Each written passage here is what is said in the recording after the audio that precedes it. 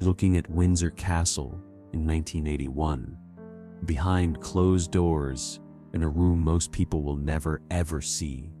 Royal genealogists are conducting research so explosive it could destroy the monarchy. They're analyzing bloodline charts that stretch back many centuries, and what they're discovering about Lady Diana Spencer is absolutely stunning.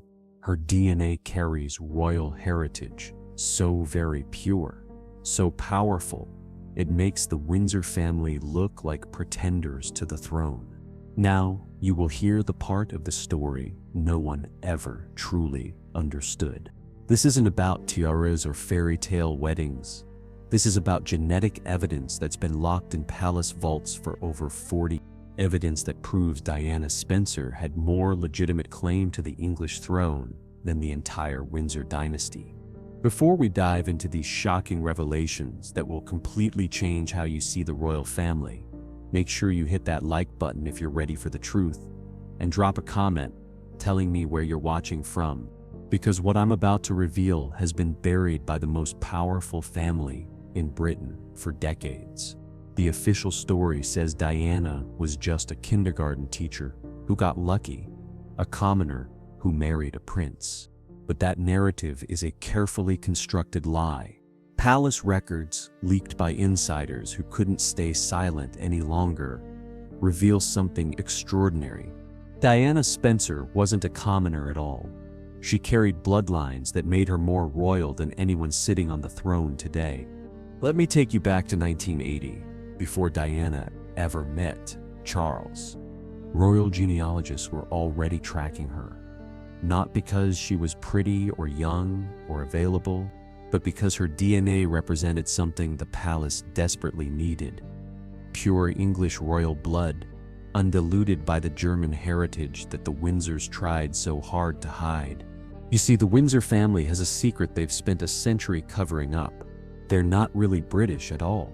Until 1917, they were called Saxe-Coburg-Gotha, a thoroughly German name that became embarrassing during World War I, when Britain was fighting Germany. So they changed it, rebranded themselves as Windsor to sound more English. But changing your name doesn't change your blood. The Windsors carried German royal DNA, not English. And the British establishment knew this was a problem. Public opinion was shifting. People wanted monarchs who truly represented British heritage, not imported German aristocrats playing dress-up. That's where Diana Spencer entered the picture. The Spencer family traced their English aristocratic lineage back over 500 years, through an unbroken chain of British nobility. No German connections, no rebranding, just pure English aristocratic blood flowing through generation after generation. But here's what makes Diana's story absolutely mind-blowing. Her bloodline didn't just include regular aristocrats. Hidden in her family tree were multiple direct descendants of English monarchs, children born from secret affairs that were erased from official records, but preserved through the Spencer family. Palace genealogists discovered Diana descended from Henry Fitzroy, the illegitimate son of Henry. Fitzroy wasn't just any royal bastard. Henry VIII acknowledged him publicly, gave him titles, treated him like a prince. The king saw something special in Fitzroy, qualities he didn't see in his legitimate children. When Fitzroy died young in 1536, everyone assumed his bloodline ended. They were wrong. Fitzroy had children before his death, children whose existence was hidden to avoid succession complication. Those children married into aristocratic families, and over centuries, their Tudor blood flowed directly into the Spencer family tree. Diana Spencer carried the DNA of Henry VIII himself, but that's just the beginning. Genealogical research revealed Diana also descended from Mary Boleyn, sister of the infamous Anne Boleyn. Now here's where it gets really interesting. Mary Boleyn was Henry VIII's mistress before he became obsessed with her sister Anne. During their affair, Mary had a daughter named Catherine Carey. Officially, Catherine's father was Mary's husband, But the timing tells a different story. Catherine was conceived right in the middle of Mary and Henry's relationship. Historical evidence strongly suggests Henry VIII was Catherine's biological father, which means Diana Spencer didn't just carry Tudor blood from Fitzroy. She had it from two separate lines, both leading back to England's most legendary king. When Diana married Charles, she wasn't marrying up into royalty. She was actually bringing Tudor heritage back into a royal family that had lost it centuries ago. The irony is staggering. Diana's sons, William and Harry, carry more authentic English royal DNA than their father ever did. Through Diana, they inherited bloodlines from Henry VIII, from Stuart kings, from generations of English monarchs, whose heritage the Windsors could never claim. And here's the truly explosive part. The palace knew all of this before Diana ever met Charles.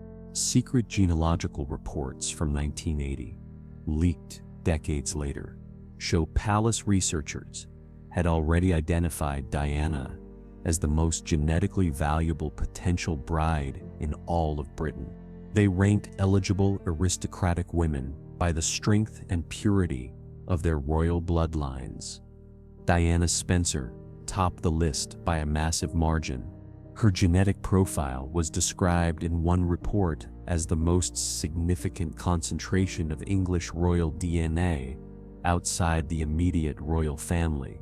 Another report called her a genetic jackpot, someone whose children would restore authentic British heritage to the throne. But here's what they didn't tell Diana. While she thought she was falling in love with Charles through chance encounters and romantic coincidences, every single meeting was orchestrated by palace operatives. They engineered situations where Diana and Charles would cross paths. They manipulated social events to push them together.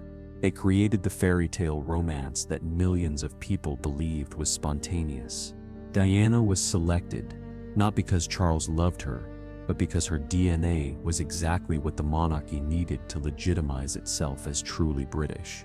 Palace documents reveal at least 12 other aristocratic women were considered and rejected before Diana. Some had Stuart bloodlines, others descended from medieval kings, but none could match Diana's extraordinary combination of multiple royal bloodlines, concentrated in a single genetic profile. The palace also conducted something even more shocking: secret DNA analysis of Diana's family burial sites, using technology that was classified at the time. They wanted absolute proof that Diana's royal ancestry was genuine, not just genealogical speculation. The results confirmed everything. Diana Spencer carried verified genetic markers from Henry VIII, from Stuart monarchs, from kings whose blood had been deliberately excluded from succession for political reasons. For centuries, the English establishment had blocked certain bloodlines from the throne, afraid they would threaten the existing power structure. Illegitimate royal children, no matter how talented or capable, were systematically excluded. Their descendants were pushed to the margins of society. But those bloodlines didn't disappear. They survived, hidden in families like the Spencers, preserved across generations like precious artifacts waiting to be rediscovered. Diana represented the return of bloodlines that had been exiled from power for over 400 years. And the palace understood this had enormous implications. If the public ever learned that Diana's heritage was more legitimate than the Windsors, it could spark questions about the entire basis of royal authority. Why should a German family rule Britain when Diana Spencer carried the blood of English kings? This is why the palace worked so hard to portray Diana as a commoner, not because she actually was one, but because acknowledging her true heritage would expose the Windsors as the foreign transplants they really are. Every news report calling her a kindergarten teacher, every article describing her as an ordinary girl, was part of a coordinated disinformation campaign designed to hide the truth. Diana wasn't ordinary. She was extraordinary in ways the public never understood. Her blood carried the genetic legacy of monarchs who built England into a world power. Meanwhile, the Windsors carried the blood of German princes who happened to inherit the throne through political marriages, not through any connection to British soil. Historical records show the Spencer family had been tracked by royal genealogists for over 200 years through secret palace archives. These documented every marriage, strengthening the Spencer bloodline. The family unknowingly served as genetic guardians for royal bloodlines that couldn't survive publicly. Illegitimate lines from Henry VIII, Charles II, and James II all flowed through Spencer DNA. But Diana herself didn't fully understand her significance. She knew her family had aristocratic history, but didn't know about the secret genealogical research, the DNA testing, or that she'd been identified as the genetic solution to the Windsor legitimacy problem. Palace protocols prohibited anyone from discussing this research with Diana. They kept her in the dark, letting her believe she was lucky to marry into royalty when the truth was opposite. Medical records from Diana's pregnancies revealed disturbing details. Royal physicians conducted extensive genetic testing on William and Harry in the womb, far beyond medically necessary. They were mapping genetic profiles, looking for markers confirming Tudor and Stuart heritage. Results showed both boys carried strong genetic signatures from Diana's royal ancestors. William showed markers matching Tudor-era burial sites. The palace confirmed through DNA that William carried Henry VIII's genetic legacy, but never made this public. The selective acknowledgement continues today. Official genealogies trace Windsor lineage, but avoid discussing Diana's heritage in depth. Acknowledging her true heritage would undermine the Windsor claim to represent British royalty, exposing them as the foreign dynasty they are.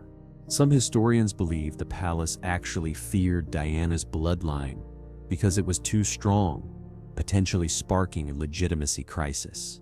This fear explains the strange dynamics in Diana's palace relationship: the constant control, insistence on protocol, anger when she went off script. They were protecting themselves from a woman whose genetic heritage gave her more legitimate claim to British royal identity. Diana's death in 1997 eliminated this threat. Whether accident or something more sinister, the result was the same. The one person carrying undeniable proof of English royal superiority was gone. William, as future king, will be the first monarch in over 400 years to carry verified DNA from Henry VIII through direct genetic inheritance confirmed by modern testing. He represents the reunion of bloodlines separated by politics and scandal, legitimate succession through his father, authentic English royal DNA through his mother. The palace continues hiding this reality. Official biographies mention Spencer heritage briefly, rather than acknowledging the genetic revolution it represents. They avoid discussing what makes William significant. His blood carries the legacy of kings who built England, not German princes who simply married into power through political arrangements. Diana understood some of this toward the end of her life. Her later interviews showed increasing awareness of her own significance, her own power, her own heritage. She began speaking more confidently about her aristocratic background. She stopped deferring to the Windsors as her superiors. She recognized, perhaps instinctively, that her bloodline was nothing to apologize for. And the palace hated this. They wanted Diana humble, grateful, submissive. Instead, she became confident, independent, threatening. A woman who carried genetic proof of her superiority was dangerous to a family whose entire claim to the throne rested on legal technicalities rather than authentic heritage. Today, as genetic technology becomes more sophisticated, the truth about Diana's bloodline becomes harder to hide. Researchers can now analyze DNA from historical burial sites with unprecedented accuracy. They can confirm genealogical connections that were previously just speculation. And every new study reinforces the same conclusion.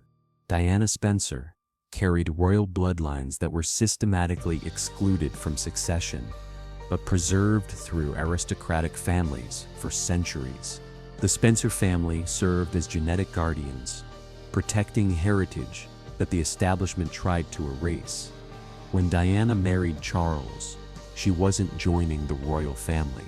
She was completing a circle that began 400 years earlier, when Henry VIII's illegitimate children were denied the throne despite carrying his blood. She was restoring bloodlines that had been separated by politics and prejudice.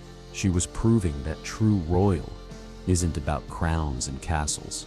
It's about heritage, ancestry, and genetic legacy that survives despite centuries of attempts to destroy it.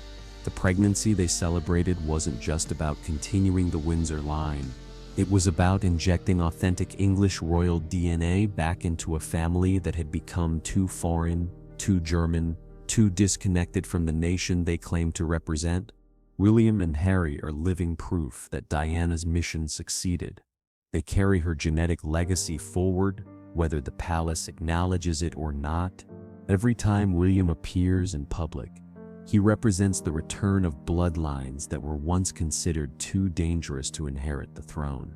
Every time he performs royal duties, he does so with DNA that connects him directly to the kings who built England into a world power.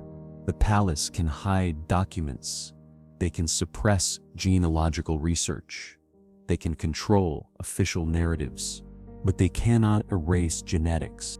Diana's blood flows through the next generation of British monarchs, and that blood carries a heritage more legitimate, more English, more authentically royal than anything the Windsor name could ever provide. This is the secret they've been hiding for over 40 years. This is why they portrayed Diana as a commoner.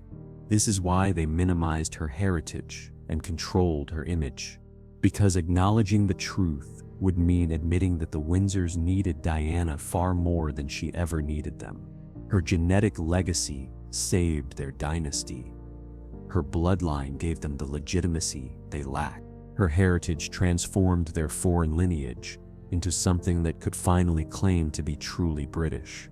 Diana Spencer wasn't just a princess.